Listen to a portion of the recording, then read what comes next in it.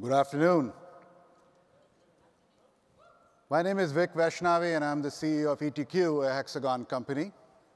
We are a leader in quality management and environmental health and safety solutions, and we've been part of Hexagon for a little over a year now. This is my first Hexagon Live experience, and it's been a marvelous experience so far. Somebody asked me what ETQ stands for. I call it Exciting Times for Quality. I've enjoyed meeting colleagues and customers from around the world, not to mention experiencing the eye-popping innovation showcased in the zone over there. Innovation for its own sake is one thing, but at this event, I can easily see how we can use that level of creativity and expertise to do more than just improve the manufacturing processes for our customers. From ETQ's point of view, we'll deliver better business outcomes by focusing not strictly on the quality management itself, but on the positive implications for the total organization of optimal quality. We'll help our customers improve their bottom line by reducing their cost of quality or poor quality, whether that's through making quality management more efficient, maximizing visibility and control of their supply chain relationships, or by even getting new products to market faster through competitive advantages. We can help them effectively adapt to changes in the regulatory compliance and the market environments and do it at a scale with speed and agility. And fundamentally, we'll help our customers improve their decision velocity and impact by connecting all aspects of the quality management program with the corporate system and the corporate ecosystem to reduce risk, improve margins, and protect their brand. Now, all of those elements are wonderful catalysts to pure business performance. However, ETQ shares Hexagon's belief that there's more at stake here. We can make these business value drivers work for a better global outcome. I sincerely feel that we can bring further value to our global communities by helping realize a sustainable future that works more efficiently, creates less scrap, waste, and advances not only the business goals of our customers, but also the environmental needs of our planet. When I look at the synergies of our companies and the customers we serve, it is clear why Hexagon chose us to become a strategic element, a critical strategic element of the long-term strategy for Hexagon. Outside of our shared commitment to solving customers' manufacturing challenges with innovation and a profound service mentality, we share a vision of a data-driven future for making smarter business and operational decisions.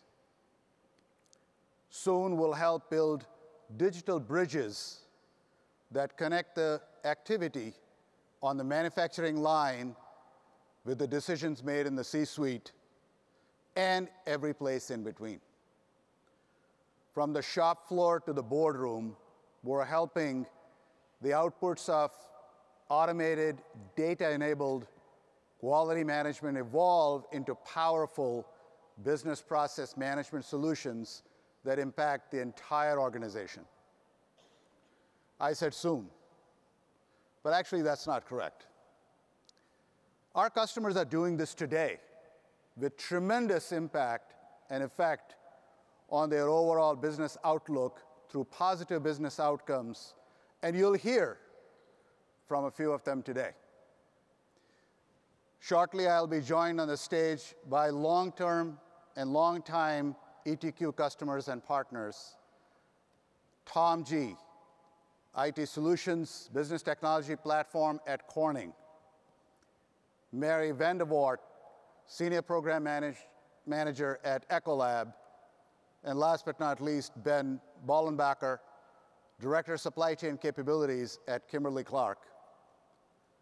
I'm looking forward to a rich conversation with these folks as we take a look at how they have brought measurable business value to their organizations by integrating quality data with other enterprise data streams to make better informed business decisions. By doing so, they have each enabled faster, more accurate, and more impactful decision-making across their organizations. And that type of agility gives any organization the power to perform at its optimal level and over time even surpass it. And it all starts on the manufacturing floor. You may have heard the saying, the mirror of reality sits outside the building. But even in this era of remote work, that still holds true. So my early days at ETQ have been spent in large part with our customers. People like Ben, Mary, and Tom. I spent hours with customers like them and many more. And what did I do? Learning about their businesses, understanding their challenges, asking for their feedback, unadulterated feedback, I might add, hearing about their future goals, and then finally brainstorming on how we can partner together to achieve those goals. Why did I do this? Because at ETQ, we believe that quality creates tangible and measurable business value to our customers. Our mission is to deliver products, services, and a customer experience to create reality in markets and industries across the globe. But that means nothing if we don't fully understand our customers and the universe they operate in. Everything we do is based on helping customers meet their current and future challenges, enabling them to make advantage and take advantages of market opportunities as they arise, and giving them the solutions they need to evolve their organizations. They want to empower their teams.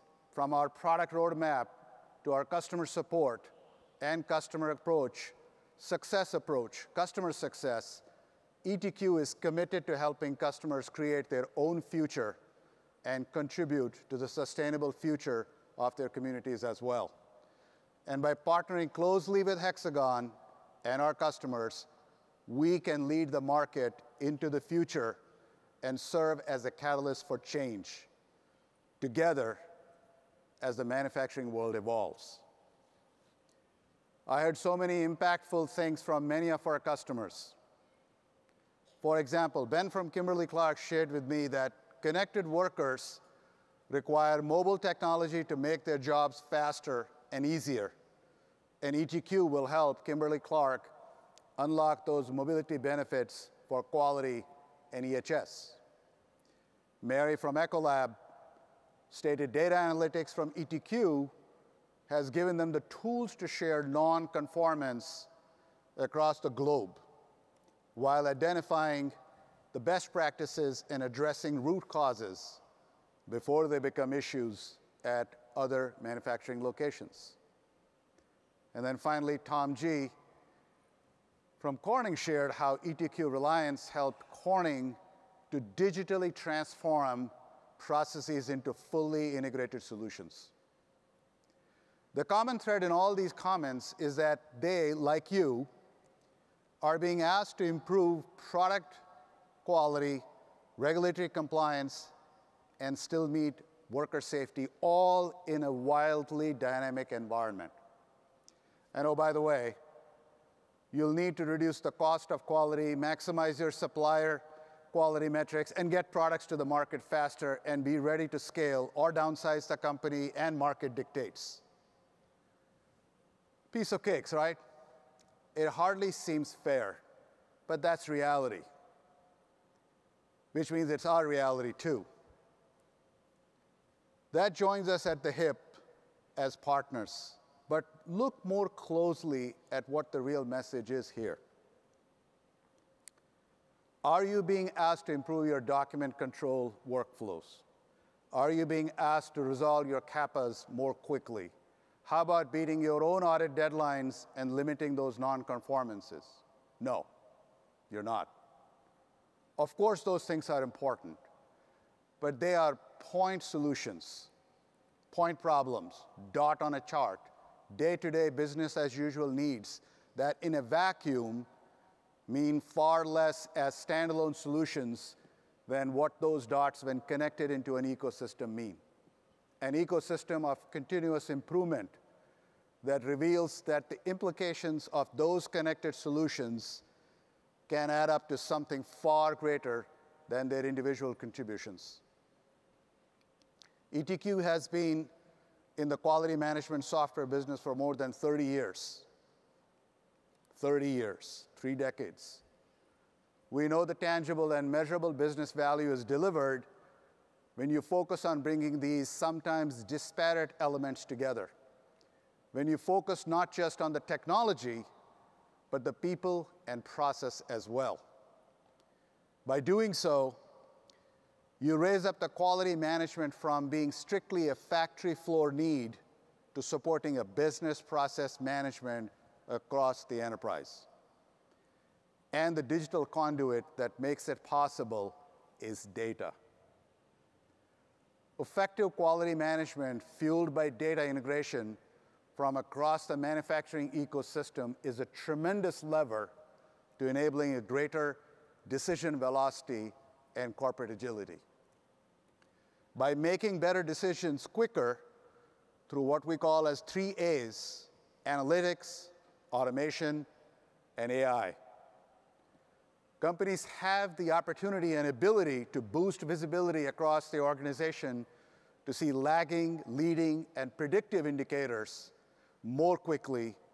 Said another way, you gain hindsight, insight, and foresight, all from a single purpose-built turnkey decision support platform. Fueled by this enhanced decision-making energy, companies can rapidly build a value flywheel of continuous improvement that has benefits for top and bottom line financials, innovating culture, employee engagement, sustainability efforts, risk mitigation, and then finally, your global growth ambitions. This value-oriented thinking, or this value-based thinking, has been at the core of what ETQ believes for quite some time now. We've always taken it as an article of faith that what we did for our customers had greater impact than simply improving product quality or meeting compliance obligations, as important as those measurable outcomes are. Today, we're placing the idea and promise of creating measurable business value at the heart of everything we do. Each element of ETQ's business, from our overall business and market strategy, to our technology vision, to our roadmap and customer success program, is fundamentally built on the idea of delivering value that grows your businesses. In today's business world, companies generate vast amounts of data from multiple sources, including manufacturing, suppliers, customer interaction, post-sales feedback. The linchpin to this approach is the ability to use data from all of these sources within our organization to boost your decision quality and decision velocity at scale. We've placed the ability to share and analyze data of all sorts at the center of the quality management universe. And in doing so, we've been able to show customers the world-class automated and analytics-driven quality management can be the locus and main interchange for all different data sets, both within and outside the Hexagon universe.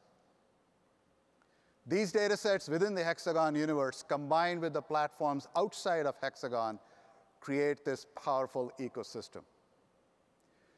We easily blend with third-party enterprise solutions like ERP, PLM, MES, and CRM platforms. I'm really looking forward to hearing more from our customers here on stage about how they have done that in their environment. And more importantly, you'll hear about the business value that they have created with such an approach.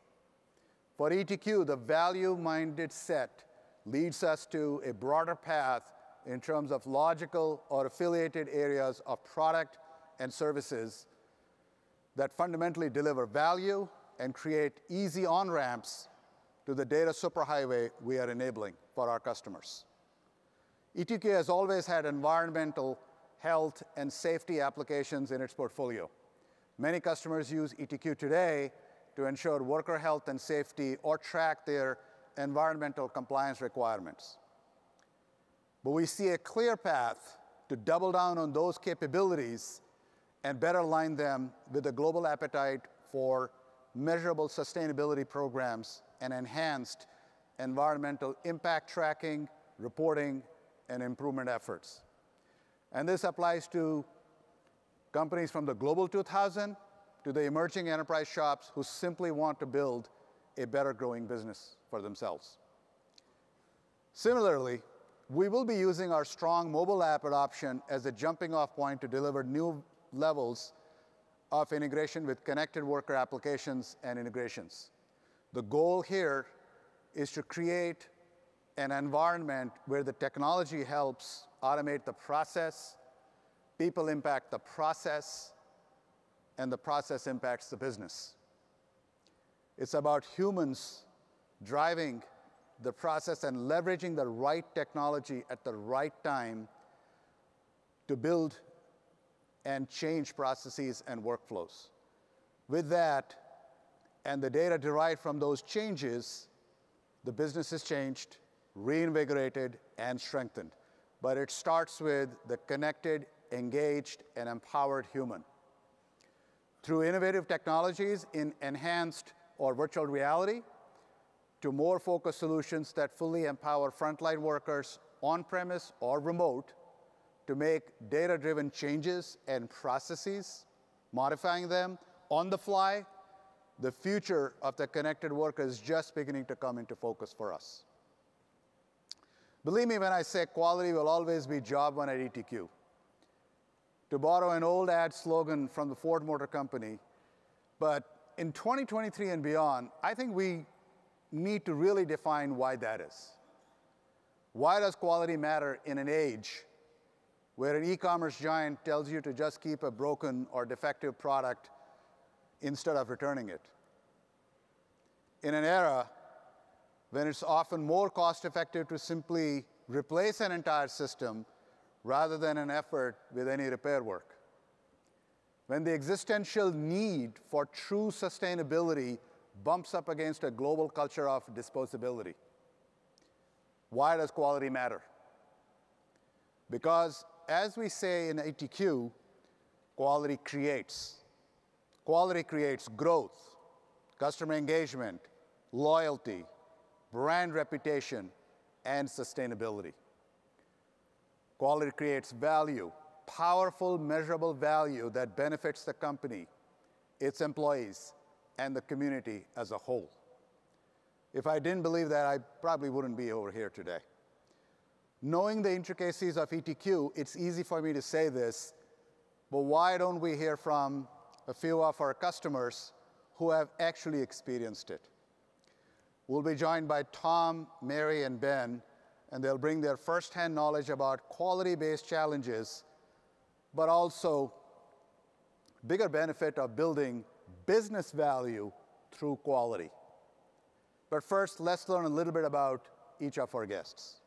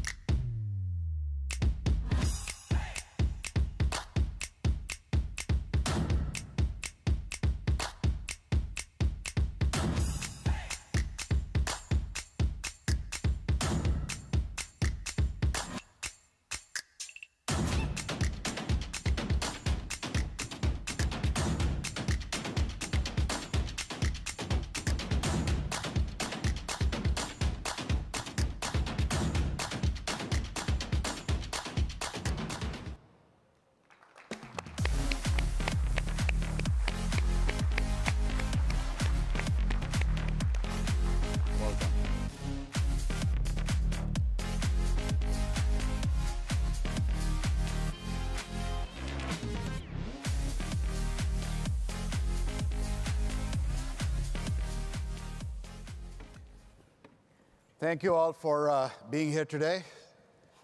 There's a tremendous amount of extremely exciting and impactful work that you and your teams are doing. So let's get into some examples and dig a little bit more deeper. Does that work? Yes. Very good. All right, so let's start off with something basic. What's the role of quality in your organization? How has quality and your role evolved at your company? We'll start with you, Ben. Sure. Well, I think without quality, you have rubbish, you have garbage. So it's a key role. It's a critical role in the company, and it helps ensure that the promise of the brand is met for the customer, and that the customer will be happy with our product. So how it's evolved for me, that I've seen in my 25 years at the company, serving in roles in IT as well as in quality and supply chain roles, I've seen quality. 2 or 3 decades ago, it was truly a vertical, where quality were the ones who were responsible for quality, and it was very traditional quality, focused on product quality, focused on complaint and post-market surveillance. And then that has changed, has evolved to quality is now a horizontal. It's everybody's responsible for quality, and there's quality in your research and development group. There's quality through the supply chain, through procurement with supplier quality management, through manufacturing, through logistics with monitoring the quality of the product as it moves about the logistics network, quality on the store shelf in my case, and then quality, of course, with the customer and with the consumer. Mary? So for Ecolab, quality is one of the 3 pillars that we have between safety, quality, and ethics. And that has been a journey for the company. It used to be, much like Ben was talking about, siloed. Quality is responsible for quality. And now it's part of who we are. It's part of our DNA. And that journey has been remarkable over the last 5-6 years in particular, because we had disparate quality systems. We weren't talking to each other, and data just didn't mesh. And so we were spending a lot of time doing administrative stuff rather than spending the time focusing on root cause. So it's been a huge evolution for us, and it's made a massive impact to our organization. Thank you. Tom? So at Corning, the quality is not only one of our 7 values, it's actually our guiding principle. At Corning, we have a culture of total quality, meaning it's everyone's responsibility. We are all striving to give the best customer experience that we can by continuously improving our products and services. Speaking of moving from quality, how you operationalize it, let's talk a little bit about what are some of the things your organizations have thought about related to operationalizing the use of the ETQ platform through your organization. Tom? Sure.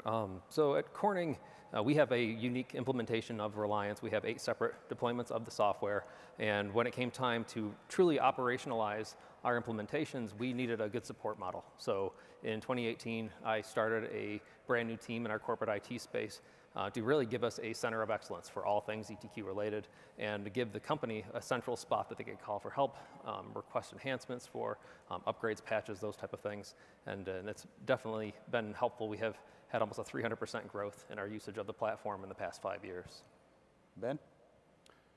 Yeah, for us, standardization was a big thing. We had, similar to what Tom was mentioning, we had a lot of different quality management systems in the company, and with ETQ, we decided that the time was right to standardize for the company, to have one QMS for the company, one way of doing things, having even quality metrics defined the same way around the company. So not only that, but also for operationalizing, we had to make sure that there was additional benefit for our users, not just the use of a tool and standardized forms and workflows and such, but the reporting and analytics piece was a huge benefit, that people saw that if I do this, I'm going to get this other benefit as well, and it'll eliminate the manual time that was taking me to create monthly types of reports and analytics of the past. Mary? So we've been, our journey with ETQ started only in 2019, so we're actually still going through deployments. But thus far, it has been a game changer for us. Again, we started with many, many different quality systems, some of which were literally email and spreadsheets.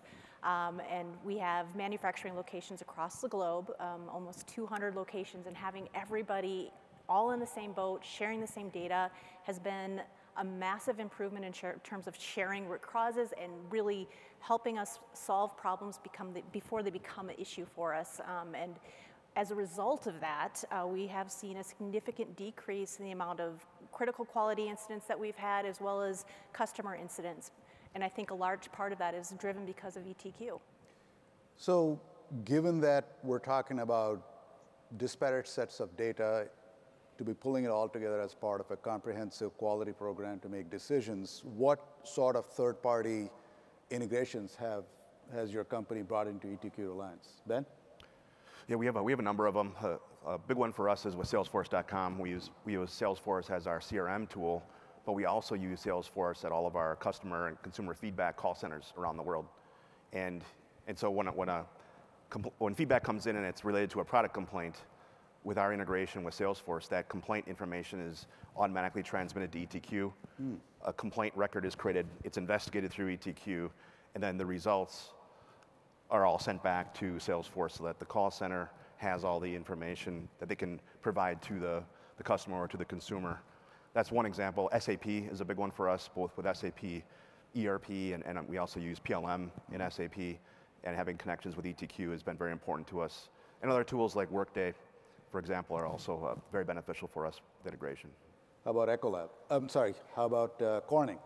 So at Corning, we actually have a very similar implementation for our CRM integrations to what Ben just mentioned.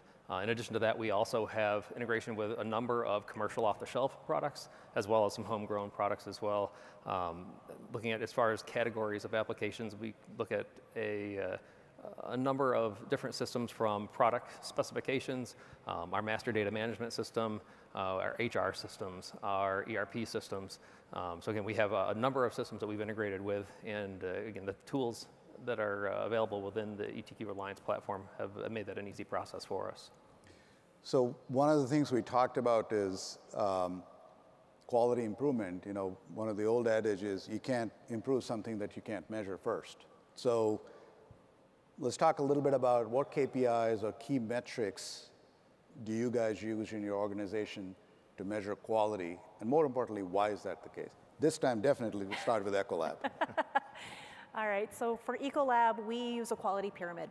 Okay. And of course, at the very top is all of the reactive stuff. So we talk about critical quality incidents, major quality incidents, et cetera.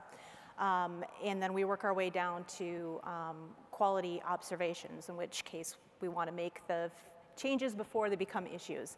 And thanks to ETQ Reliance and the data that we have, we've actually seen a massive improvement in terms of our KPIs.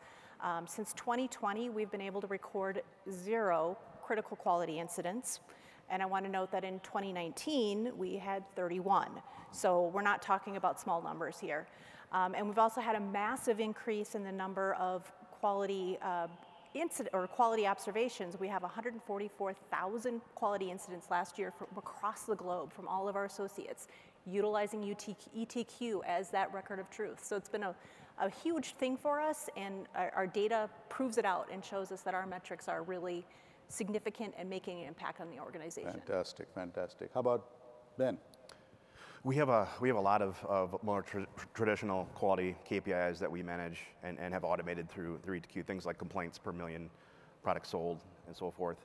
But we also have an enterprise quality metric called Right First Time that measures quality through the entire supply chain. So it takes our supplier quality performance through procurement, it takes our manufacturing quality, product quality performance, it takes our what we call our move, our logistics quality performance, how the quality of the product is through the logistics network, and then it also takes the store shelf quality performance into consideration to have KPIs for all those four, but then it also rolls it up into one total number for the company.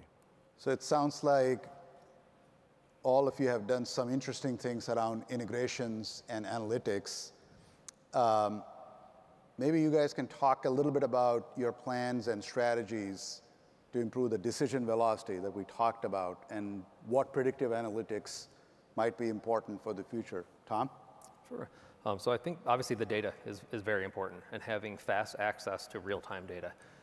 Then you can actually make your predictive analytics and make changes and adjustments before it becomes a bigger issue. I think there's a lot of different technologies that will help support that, but I think really it comes down to giving people the access to the information they need at the time they need it. Ben?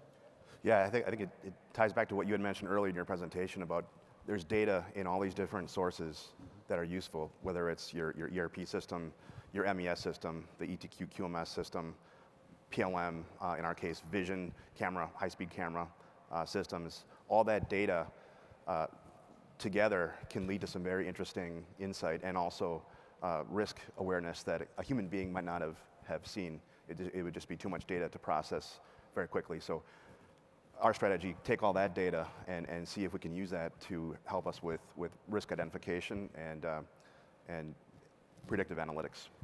So that leads to the thought process about making more informed or better business decisions. So maybe we can talk a little bit about how do executives at your company use quality management and the manufacturing data to guide the business, and how has this effort improved the decision-making velocity for the organization? Mayor?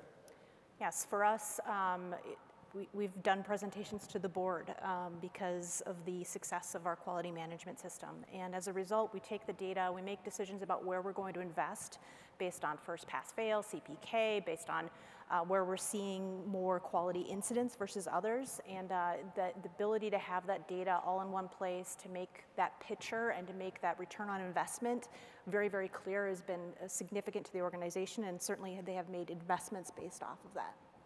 Terrific. Ben? Yeah, by making it visible, it allows them to ask the question of why. Why is this happening? Why are we seeing a particular quality KPI going red instead of on target or green?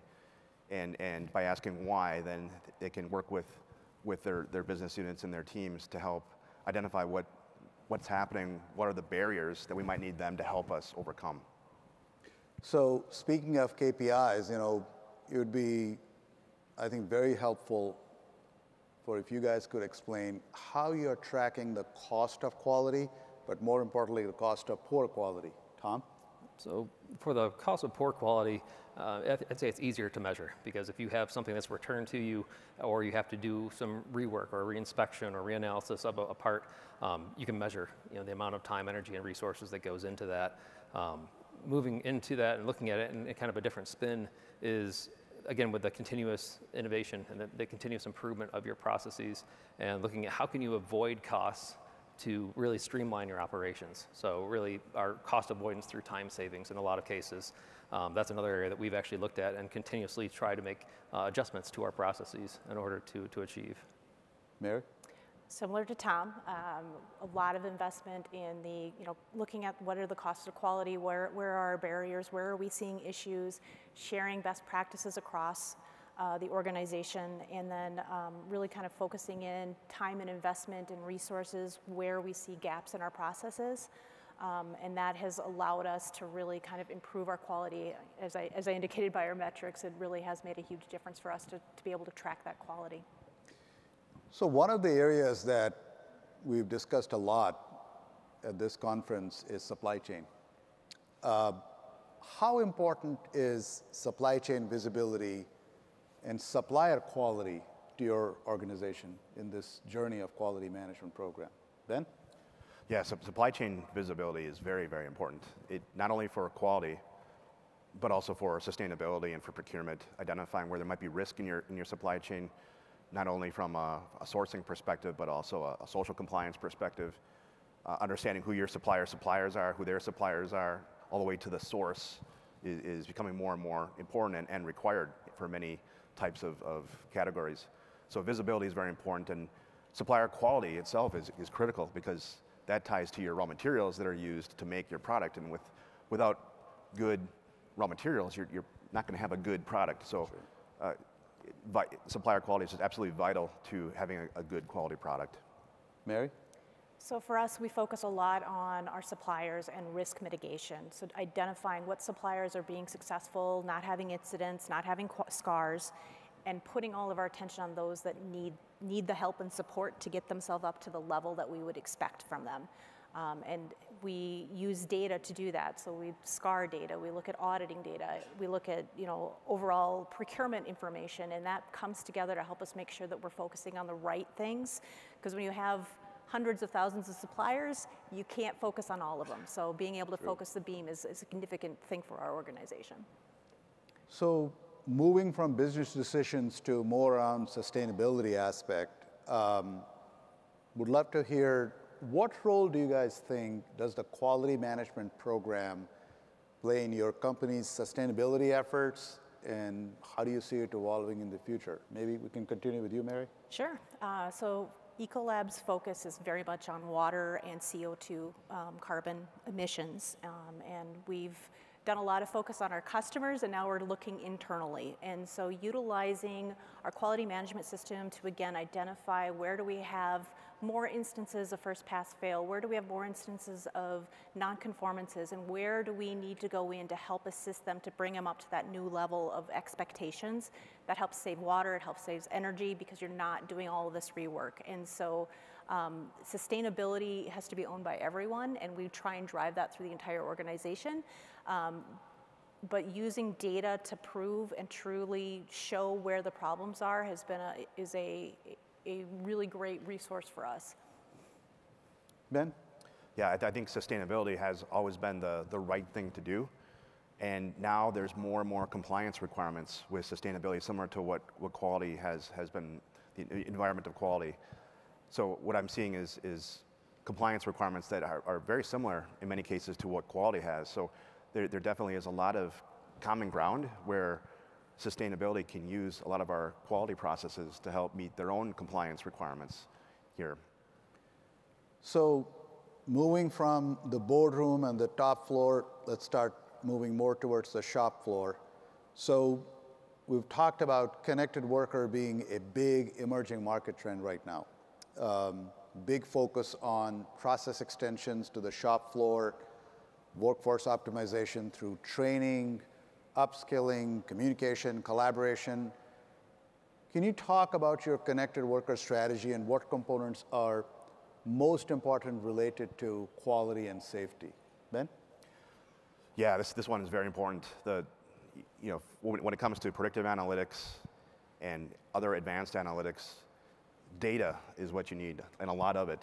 And for our shop floor, they need, if we want more data, we have to make their job simpler. We have to make, in this case, the quality management system, ETQ, easier for them to use and faster for them to use. So using mobility for them so that on a mobile device that they may have with them, they can very quickly open it up and scan a QR code, open up a control document, a document control, or very quickly take a picture to create a nonconformance and submit it using voice dictation to fill in the fields, for example, or a safety event in the same way, or create a supplier corrective action request, a SCAR, taking pictures of the defect that they're seeing and quickly submit that, and then put it away instead of having to wait until they have a chance to get over to a computer and recall everything that they remembered about the issue. So that's key to make our workers' jobs simpler, faster, and then give us more data that we need, which will then just drive overall better quality. True. Tom? So I think going along with connected worker really ties into, as Ben mentioned, data and decision velocity, being able to have access to the information you need at the time you need it. I think with advances in technology, we can see that potentially shift into the mobile technologies, even smartwatches, for example, to have a notification pop up in real time when there's an issue that's about to occur, or anything that has been detected in the data. I think historically we're very reactive, where we have SPC dashboards around the shop floor, and we are looking at the screens and relying on our operators to constantly go monitor and make sure that things are within the allowable specs. And I think looking forward, we could automate a lot of that, and again notify people at the time that they need that information. So just trying to bring it back together, we talked everything about a comprehensive decision support system through a quality management program, building out an ecosystem, using data, using analytics. But fundamentally, at the end of the day, more than just productivity or improvements, one of the tangible benefits that I think the audience would love to know about is what's been the financial benefit that has resulted from this work? Mary? Yeah, we've seen quite a few. A lot of them are type 2 type savings. In particular, prior to ETQ, we were spending a lot of time on administrative processes, hunting down emails, hunting down suppliers, and now we have it streamlined, and so we can focus on the right thing. And that means that, quite frankly, we've had headcount reductions because of it, because we could afford to shift resources to other places. And ETQ has been a great partner for us to be able to do that and to be able to focus the beam on the things that are really important for us, and we've seen that benefit and been able to reapply it to other areas within the company. Tom? So I think the cost avoidance through time savings that I mentioned earlier, I'll bring that up again because I feel like that's where we have seen a lot of process improvements, removing those non-value adding steps, removing a lot of the bureaucratic steps from our processes, being able to really focus on what's important. Again, because we have 8 separate deployments of the software, if you make one change and design it in a way that you can reuse that same type of enhancement or same type of improvement to the other instances, your returns start to become exponential. One of the things we talked about in one of the tracks was Quality 4.0, almost like a best practices blueprint of putting together a quality management program. I know each of you guys has been kind of heavily involved in pursuing that in your organizations, but what challenges have you had in scaling or adapting your quality management practice to meet some of those objectives? Would love to talk about that. Ben? Yeah, I would say a big challenge is making sure you have good, clean master data and taxonomy, that your lists in your system match lists in other systems where you're bringing data together, or that they're normalized in some way, and that there's governance around that, so that if something master data is entered in over here, that it gets over here, you don't get out of sync, or you don't have duplicate and things that are slightly different. So that's definitely a challenge to overcome, is having good master data governance. And then the other one is not overwhelming your employees. Making sure that you're not doing too much transformation at the same time and overloading people, so that as they're being trained on something, they're not being trained the next day on something else, and then the next day on something else where they can't retain it. So making sure that training is done as effectively as possible, so that people can retain what you've taught them and can use the system successfully. Slowly but surely, as they say. Mary, how about you? Well, we've had unique challenges in that a lot of our growth has been through mergers and acquisitions. And so you bring on new companies, they have their own systems. And so, no joking, we have 60 ERP systems across the globe. So data integration has been a great challenge for us. And so coming and bringing all that data into ETQ so that all of our suppliers, even though they have unique identifications, we can still bring together and merge that data together, and to be able to analyze and look at everything across the board has been significant for us. In addition to that, we have disparate processes or disparate requirements, because we have things that go into restaurants to wash your hands, which have minimal regulatory requirements, to clean rooms. So you have to find that balance between making sure that you're following FDA regulations for the clean rooms versus not being onerous to the people who don't really care about those processes. So utilizing workflows to be able to identify and make sure we're managing that has been a significant area of focus for us. That's good advice. So speaking of advice, there's probably a lot of quality professionals over here who are looking to maximize the value that they can get from their own quality EHS or compliance programs. If you had any advice for them, what that might be. Tom? My advice is, again, I think the common theme that we've heard is data and emerging and advancing technology. So I think my advice would be, don't just treat your IT group as a support organization where you only call when there's something wrong. Partner with them and realize that they can be that enabling partner to get you access to the data, to integrate your complex systems. Mary?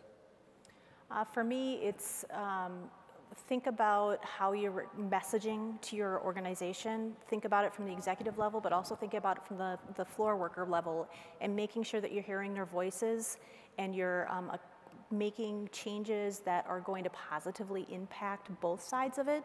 Yes, we need the data to make the right decisions for our executive staff, but we also have to make sure that the processes aren't onerous to the people who are doing the day-to-day work. If you take the time to do that, hear their voice, understand that's your customer, you'll be very successful. Great. Ben? I'd say voice of customer. Make sure that as you build out your quality processes, that the end users are involved in that design. So they have some ownership in it, that their feedback is presented in the final solution, because then they'll help, they'll feel ownership, they'll help with deployment, and I think it'll generate some passion as well for the project. And everybody will be successful if their input is placed in. And then I also would say, on top of that, is listen to their feedback after you deploy. Get feedback from them on what's working well, what isn't, so that you can continuously improve the solution and make it better and better for them. Well, thank you, Tom, Mary, and Ben, for being here today. Thank you for the quality advice. It's been a pleasure having you all three here and learning about your first-hand knowledge. A big round of applause for all three of them. Thank you. Thank you. Thank you.